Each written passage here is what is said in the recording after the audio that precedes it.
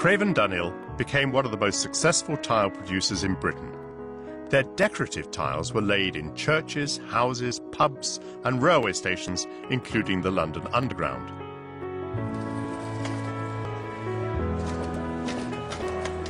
Today, the tiles are made in much the same way as they were in Bradshaw's time.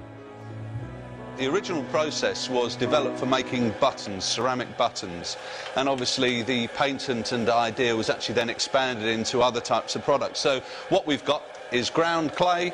You've got a very large press that presses at about 15 tons total pressure, compressing the clay into a cake that you can actually handle. So you are using a Victorian machine to make tiles? They've never bettered them. At its height, the factory made millions of tiles each year.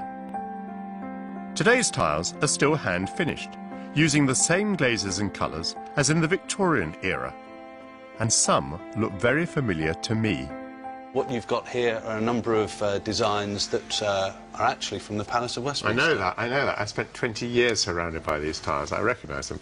May I take that down? Yes, of course you can. Fabulous. High Victorian tiles. And you are making them again? We are. And if you would like to have a go at having a tile manufactured for the Palace, as we are actually in the middle of doing a major restoration project with them. A signed Portillo tile. A signed Portillo tile. These heritage tiles are made by highly skilled craftsmen like Chris Cox. This is a typical palace tile. This is a lion from St Stephen's Hall, which you'll probably be familiar with. Yeah, I've walked on those many, many times. But never had a go at making one, I'm sure. Definitely not. This gives you the opportunity to do that.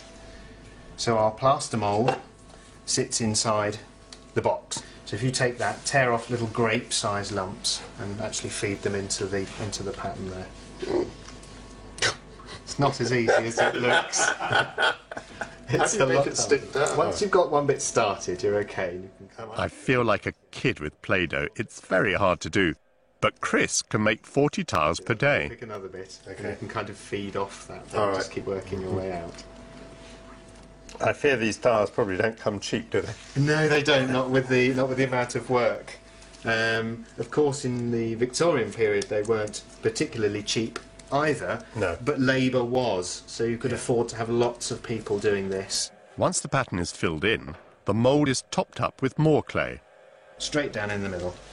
Fantastic. Having bashed it into shape, Push down. the tile is eased out of its mould. Wow!